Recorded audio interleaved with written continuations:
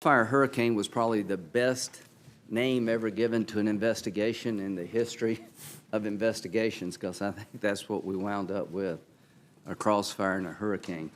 There's been a lot of media reports about your report before it was issued. And I remember reading all these headlines, lawful investigation with a few irregularities. Everything okay, low-level people kind of got off track. If that's what you get out of this report, you clearly didn't read it.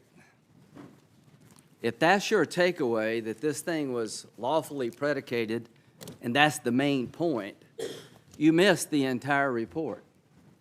How do you get a headline like that? That's what you want it to be. You want it to be that and nothing more. And I can assure you, if this had been a Democratic president going through what President Trump had gone through, that would not have been the headline. The headline would be, the FBI takes law into its own hands. Biased agents cut corners, lie to court, ignore exoneration. So the first thing I want you to know is how the cake is baked here. And my goal is to make sure that people, when this is over, whether you like Trump, hate Trump, don't care about Trump, you look at this as more than a few irregularities. Because if this becomes a few irregularities in America, then God help us all. Now, the people that were in charge in this investigation were handpicked by Mr. McCabe, who's now CNN analyst, high up in the FBI, the #2 guy. The first question I will ask in a bit, is this the best of the best?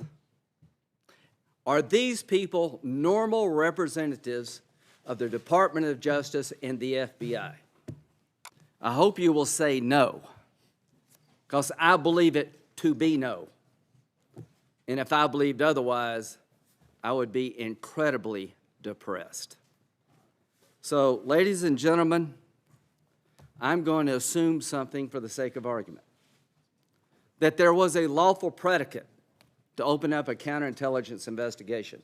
And I want you to know the standard to open one up is about like that. And I also want you to know a counterintelligence investigation is not a criminal investigation. They're not trying to solve a crime. They're trying to stop foreign powers from interfering in America. That a counterintelligence investigation is designed to protect Americans from foreign influence. I want the American people to know there was an effort to affect Hillary Clinton's campaign by foreign actors. The FBI picked up that effort, they briefed her about it, and they were able to stop it. We will be receiving a defensive briefing tomorrow as a committee from the FBI to tell us all about what we should be watching for. And they may be some specific threats against us. I don't know. But I know they're going to brief us to protect us, not to surveil us. And here's what I want every American to know.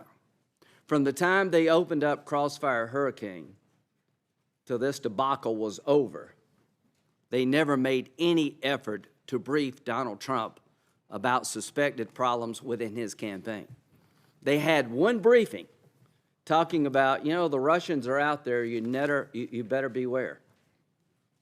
Nothing about Carter Page, nothing about Papadopoulos, nothing about the other people that they thought might be working with the Russians. Why did they not tell him that? I hope you can give us an answer. Bottom line, ladies and gentlemen, a counterintelligence investigation is a good thing until it becomes a bad thing. With the Russians. Because it doesn't take much to open one. And the worst thing can happen is for people to open one up whose real purpose is not to protect an American, but to surveil them. Senator Feinstein found herself in a situation all of us may one day find ourselves in. A longtime employee was suspected of having ties to a foreign government. They informed her, and she took appropriate action. How easy would it be for somebody to come into our campaigns as a volunteer? We really don't know who they are. You just appreciate any help you can get. How easy would it be for all of us to get caught up in this scenario? I hope all of us would appreciate, if you really believe there's somebody in my campaign working with a foreign power, please tell me so I can do something about it. Why didn't they tell Trump? We'll figure that out later, but I think it's a question that needs to be asked. So, for a moment, let's assume that there was a lawful predicate to open up a counterintelligence investigation. What has been described as a few irregularities becomes a massive criminal conspiracy over time to defraud the FISA court, to illegally surveil an American citizen, and to keep an operation open against a sitting president of the United States, violating every norm known to the rule of law. Many of you are prosecutors. Many of you have been U.S. attorneys. Many of you have been defense attorneys. Trump's time will come and go. But I hope we understand that what happened here can never happen again. Because what happened here is not a few irregularities. What happened here is the system failed. People at the highest level of our government took the law in their own hands. And when I say defraud the FISA court, I mean it. To your team, you were able to uncover and discover abuse of power I never believed would actually exist in 2019. How bad is it?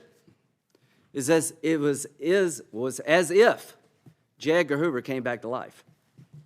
The old FBI, the FBI that had a chip on its shoulder and wanted to intimidate people and find out what was going on in your life and the law be damned. Martin Luther King, and you just fill in the names. So, who ran this thing? The people were handpicked by McCabe, the number 2 guy at the FBI.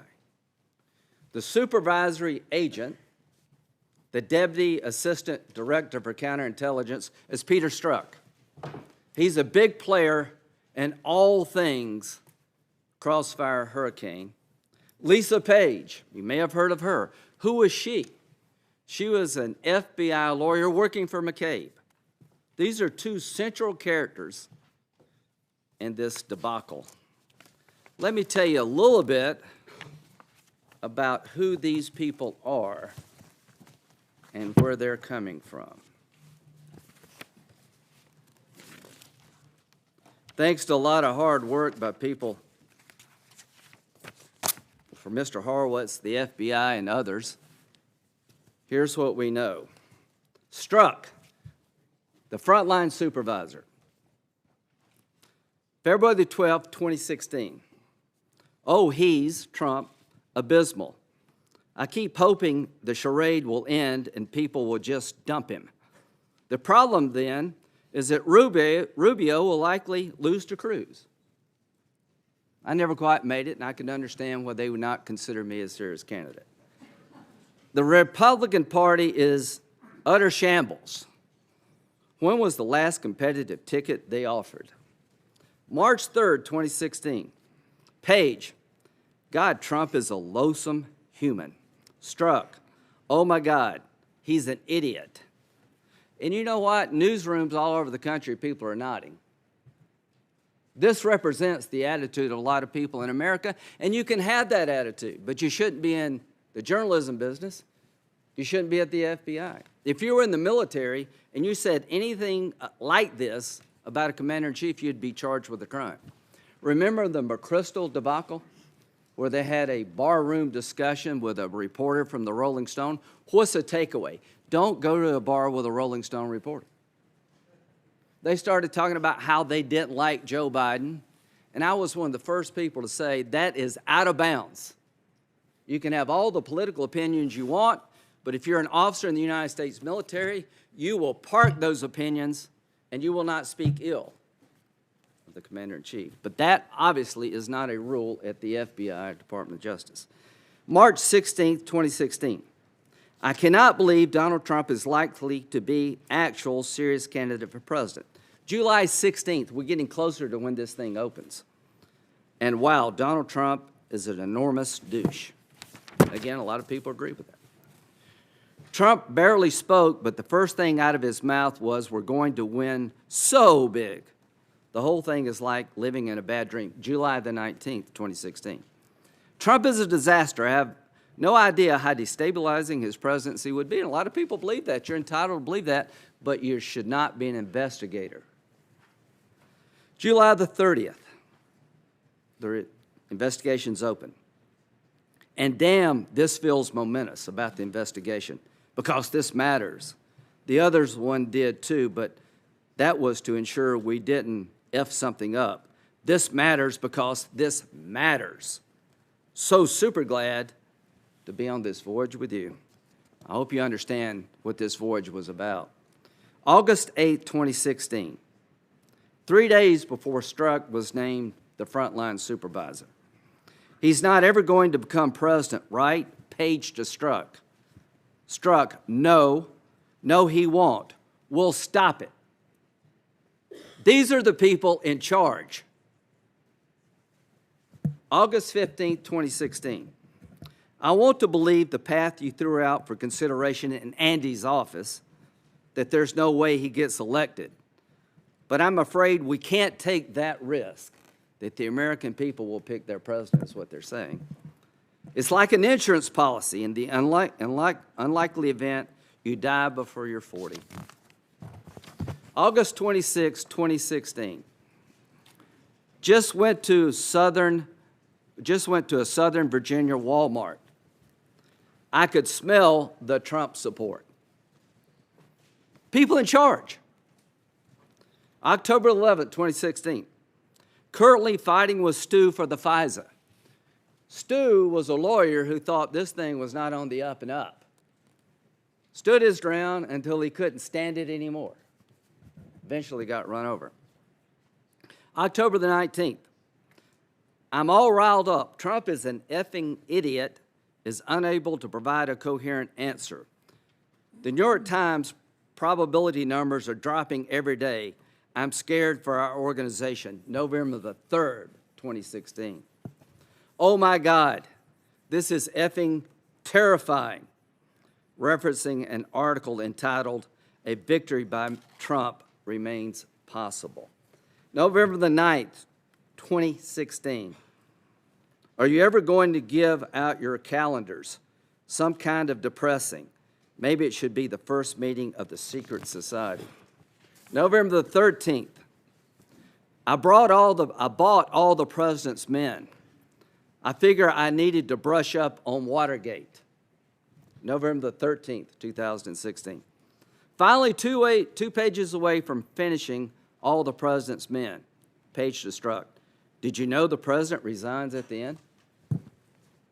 Strzok, what? God, that would be so lucky. May 18th, 2017. The date Page accepted a position on the special counsel's team. For me, in this case, I personally have a sense of unfinished business.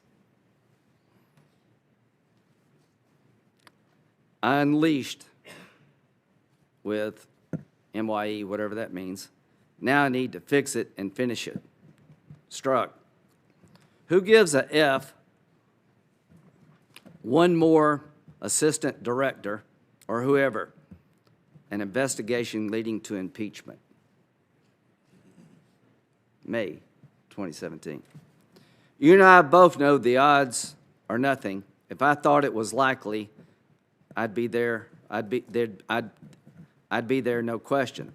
I hesitate in part just because of my gut sense and concern there's no big there. Talking about impeachment. May 22nd, 2017. I'm torn. I think, no, I'm more replaceable than you are in this. I'm the best for it, but there are others who can do it okay. You're different and more unique. This is yours. Talking to Page. All right. That's the frontline supervisor and the lawyer to McCabe. There's a guy named Kleinsmith who eventually alters an email from the CIA to the Department of Justice and FBI. And Mr. Horowitz and team found this out, and how they did it, I will never know. I'm jumping ahead here. But when you read this report, what they find is that a lawyer supervising the FISA process at the FBI, according to Mr. Horowitz, doctored an email from the CIA to the FBI, and he's going to be referred for criminal prosecution. Why is that important? Carter Page, who's been on the receiving end of all this, the foundation to believe he was a foreign agent comes from a dossier that we'll talk about in a minute. In that dossier provided by Christopher Steele, and we'll talk about him in a minute, they claim that Carter Page meets with 3 people known to be Russians, Russian agents, people associated with Russia. Carter Page, while being wiretapped by his government, says, I don't know 2 of these people, and to this day, there's no proof that he ever met 2 of those 3. The 3rd person, he says, yeah, I met him. I told the CIA about my meeting because I was a source for the CIA. So they would have you believe that Carter Page is working against our government, not with our government. So Carter Page in the summer of 2017 is trying to tell anybody and everybody, I was working with the CIA, I reported my contact with this person, and nobody believed him. The CIA had told the FBI it was true earlier, but it never made it through the system. Somebody got so rattled at the FBI, they asked Mr. Kleinsmith to check it out. He checks it out. He communicates with the CIA. Is Carter Page a source for you? In an email exchange, they say, yes, he is. What does Mr. Kleinsmith do? He alters the email to say, no, he's not. And you caught him. I don't know how you caught him, because you got to dig into this email chain. It would be like getting a lab report from the FBI. The fingerprints don't match, and the agent says they do. That's how bad this is. So now let me tell you a little bit about Mr. Kleinsmith, if I can find it. Can you get me the Kleinsmith stuff? All right, this is the lawyer supervising the FISA warrant process. The guy that altered this CIA email because he didn't want the court to know that Carter Page actually was a source. And why does that matter? Because if the court had known, then there's a lawful reason for Mr. Page to be talking to the Russian guy. He wasn't working against his country, he was working with his country, which undercuts the idea he's a foreign agent. That's why Kleinsmith lied, because he didn't want to stop this investigation. All right, this is after the election. I am so stressed about what I could have done differently the day after the election. I'm just devastated. I can't wait until I can leave today and just shut off the world for the next 4 days. I'm sure a lot of people felt that way after Trump got elected. Maybe still feel that way. But you shouldn't be in charge of supervising anything about Donald Trump if you feel that way. I just can't imagine the systematic disassembly of the progress we've made over the last 8 years. The Obama administration. The crazies won finally. This is the lawyer that they put in charge of supervising the warrant process. This is the Tea Party on steroids. And I'm sure there are newsrooms all over America saying, that's absolutely right. What is wrong with that?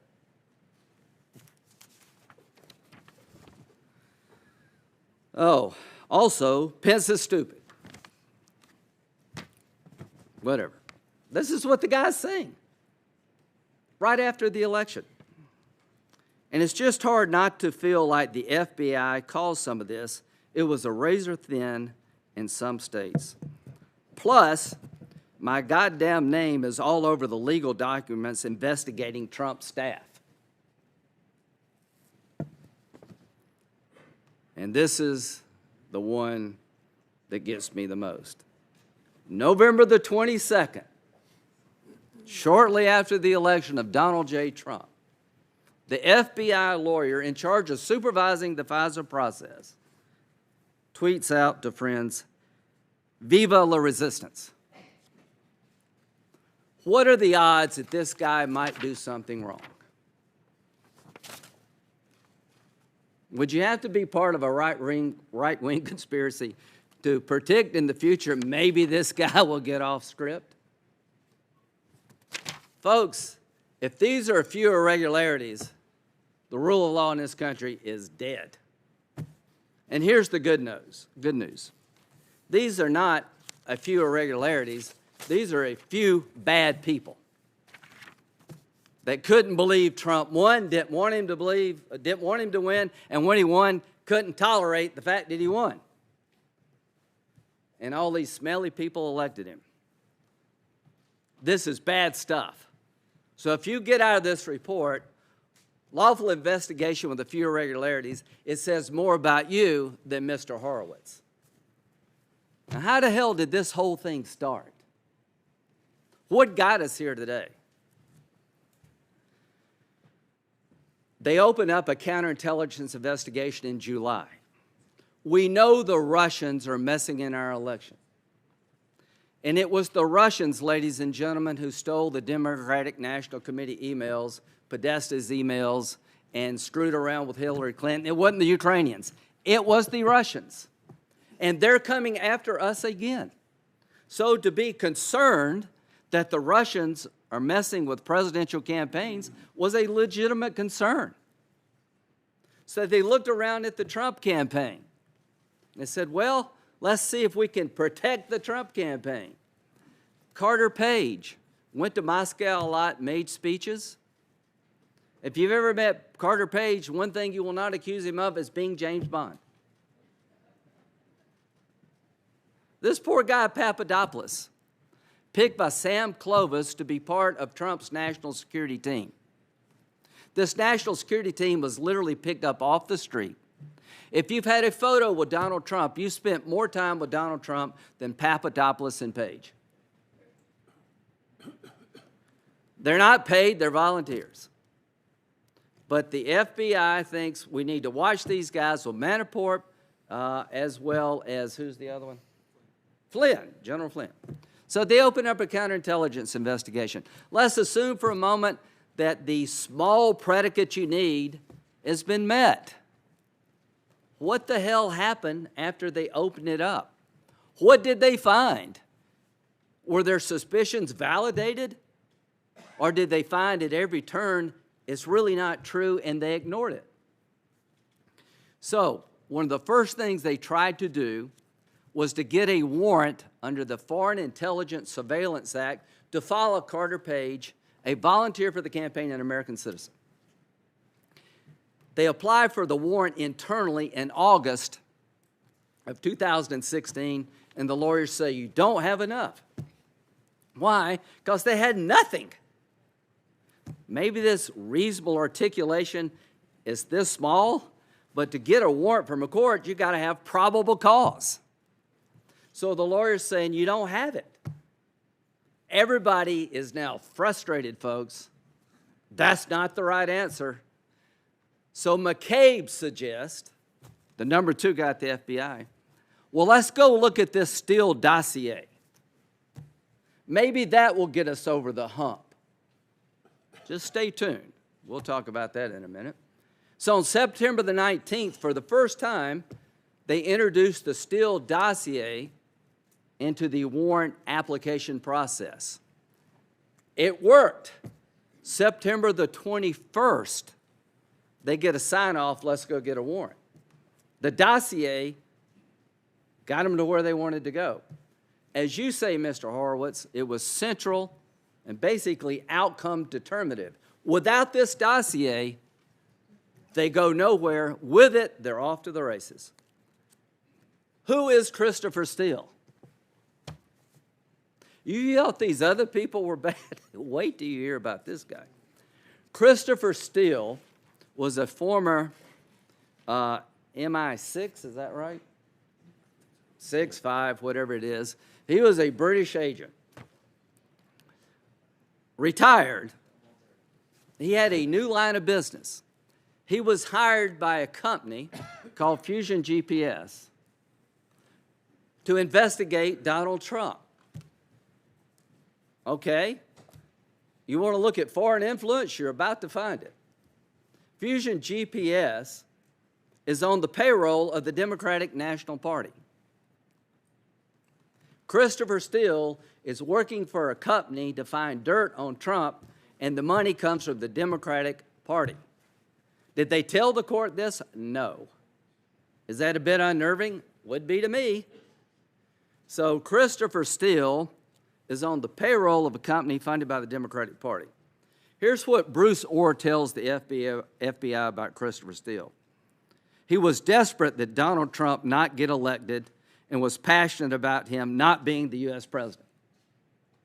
This is the guy that gave them the work product to get the warrant. Steele told Orr that if Trump won the elections, Steele's source network may be in jeopardy by a new FBI director and new agency heads appointed by Trump who would have a higher degree of loyalty to the new president and could decide to take action against Steele and his source network. Let me tell you about Christopher Steele. Orr was right. He was on a mission to get Donald Trump. Not only did he provide the dossier that made the difference in getting a warrant, his biases were well known. He was shopping the dossier. Do we have it? To anybody and everybody in the media and in politics to see if they would print it. The reason the FBI cut him loose was because they found out he was shopping this thing around to media outlets rather than being a valid source. But after they knew he was shopping it around, they kept him around anyway because Mr. Orr kept talking to him. And you think that's a bit. Bruce Orr's wife worked with Christopher Steele. She was employed by Fusion GPS, the wife of the number 4 guy at the FBI. Christopher Steele went all over the United States trying to get media outlets to publish this garbage. The first thing is about the golden shower, about the sexual encounter that President Trump supposedly had in a Ritz-Carlton hotel in Russia. Let me tell you how I come to find out about Christopher Steele's work product. In December of 2016, John McCain goes to a national security conference in Canada, and somebody tells him about the Steele dossier, and it's bad and you need to know about it, and it gets to John McCain. John McCain puts it in his safe, he gives it to me, and I read it. And the first thing I thought of was, oh my God. One of two things. This could be Russian disinformation, or they may have something on Trump. If you read this document, the first thing you would think of is they got something on Donald Trump. It is stunning, it is damning, it is salacious, and it's a bunch of crap. They finally find the guy that prepared all the information. But a little bit about Steele. In 2015, the British intelligence service said, you need to watch this guy, he's not reliable. They take time to go to London to check Steele out. And they're told he demonstrates lack of self-awareness, poor judgment, keen to help but underpinned by poor judgment, judgment pursuing people with political risk but no intel value. If you'd spend 30 minutes looking at Christopher Steele, you would understand this guy is biased. He's got an axe to grind. He's on the payroll of the opposing party. Take anything he says with a grain of salt. In January 2017, the FBI figures out who the subsource of the Steele dossier is. What you need to know, this is not what Steele found himself. This is what he gathered from one person. They finally found out who this one person is. They go talk to him in January 2017. Where's that summary? 5 people interview the primary subsource, the guy that provided Steele with everything. And they showed him the dossier. Read pages 186 to 190. What does the Russian guy tell the FBI about the dossier? That Steele misstated or exaggerated the prime subsource's statements, that Trump's alleged sexual activities at the Ritz-Carlton Hotel in Moscow was rumor and speculation. He went on to say he heard it at a bar. And in the report, it suggests that a Western employee of the Ritz-Carlton confirmed this escapade by then private citizen Trump. When he read that, he says, that's not true. I never told Steele that somebody working for the Ritz-Carlton confirmed this. I heard it at a bar. Primary subsource stated that he never expected Steele to put the primary subsource's statements in reports or present them as facts. They were word of mouth and hearsay, conversations had with friends over beers, were statements made in jest that should be taken with a grain of salt.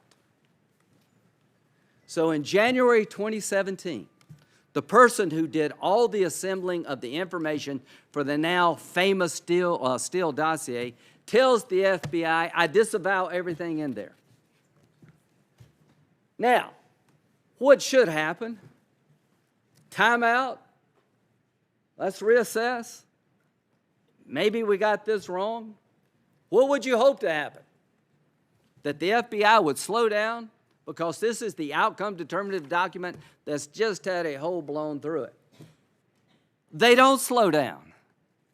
They use the document they now know to be a bunch of garbage twice more to get a warrant against Carter Page. I hope Carter Page gets a lawyer and sues the hell out of the Department of Justice and the FBI. 2 more warrants were obtained by the Department of Justice and the FBI after being told in January by the Russian guy it's all a bunch of bull. But it gets worse. Here's how they describe the interview to the court. The FBI found that the Russian-based subsource to be truthful and cooperative. Nothing about, and oh, by the way, he said everything in there is a bunch of bull. You knew in January 2017, if there was no doubt before, you know by the guy who prepared it that he disavowed everything. It's not true. It's a grain of salt. You shouldn't. I didn't say all these things. Instead of stopping, they keep going. And instead of telling the court the truth, what they're required to do, they lie to the court. A few irregularities. How would you like this to happen in your life? How would you like to be on the receiving end of this? To our people in the news business, what would you like? How would you like this to be your news organization? In January 2017, there is no benefit of the doubt to be given. These 5 people from the Department of Justice and the FBI have been told by the one guy who did all the work it's a bunch of garbage. And the question is, how far up to the system did it go? Why did they apply for warrants twice more? Why didn't they stop? Everybody wants to know, was there any bias here? What motivated these people? Why do you think they kept going? Maybe because they were on a mission, not to protect Trump, but to protect us from Trump. That's what they were trying to protect, all of us smelly people from Donald Trump. That's what this is about. Whether you believe it or not, I believe it. And you know what? It could happen to y'all next time. There's some pretty passionate people on our side that I wouldn't want to be investigating any of you. So what happens next? They get a warrant twice more when they know it's a bunch of garbage. They lie to the court about the actual interview. I don't know what McCabe and Comey knew, but I'm dying to find out, and should they have known. June 2017. This is the next time they take the law in their own hands. Mr. Kleinsmith, 6 months after being told the dossier is a bunch of garbage, Kleinsmith alters an email from the CIA to change it from he is to he's not. Because if they had told the court that Page was working for the CIA, it explains the contact in the dossier. Mr. Kleinsmith had a chance in his mind to make things right, and he took it. Why did he take the law in his own hands? Why did he doctor the email? Did it have anything to do with the way he sees Donald Trump's presidency? You know what? It really doesn't matter what he was thinking. It matters what he did. And I'm glad you found out what he did. I'm glad you told the country what he did, because I'm hoping that nobody will ever do it again. So, Mr. Horowitz, the 17 irregularities that you found, some of them are earth-shattering. Some of them should scare the hell out of all of us. I just want to end sort of where I began. This is not normal. Don't judge the FBI and the Department of Justice by these characters. We're better than this. Like many of you, I've worked with the FBI a lot of my time in government. I have a great respect for it. Director Wray, you got a problem. And for this hearing to mean anything, we got to fix it. And the way we fix it is listen to Mr. Horowitz and get the director of the FBI in here to try to find out a way to make sure this never happens again to any politician in this country. It's Trump today, it could be you or me tomorrow. And imagine, ladies and gentlemen, if they can do this to the candidate for the President of the United States, what could they do to you? So the Trump presidency will end in a year or 5 years. I don't know when. I hope he gets reelected. But we can't write this off as being just about one man or one event. We've got to understand how off the rails the system got. And I'll leave with some optimism here. I think Democrats and Republicans are willing to make sure this never happens again. That if you open up a counterintelligence investigation on a presidential campaign in the future, there needs to be more checks and balances. I want you to audit the FISA process. Mike Lee and Senator Leahy are probably the standard bearers for civil liberties. Cruz, a lot of people, we all care, but these are the two that constantly want to make sure that somebody's watching those who watch us. They're worried about metadata. While I may not agree with all of your concerns or all of your solutions, I respect the fact that you care. I hope you won't treat this report as finding a lawful investigation with a few irregularities. I'm a pretty hawkish guy. But if the court doesn't take corrective action and do something about being manipulated and lied to, you will lose my support. I know a lot about what's going on out there to hurt us, and they're real threats, and they're real agents, and they're really bad actors out there. I'd hate to lose the ability of the FISA court to operate at a time probably when we need it the most. But after your report, I have serious concerns about whether the FISA court can continue unless there's fundamental reform. After your report, I think we need to rewrite the rules of how you start a counterintelligence investigation and the checks and balances that we need. Mr. Horowitz, for us to do justice to your report, we have to do more than try to shade this report one way or the other. We have to address the underlying problem of a system in the hands of a few bad people can do a lot of damage. Thank you very much.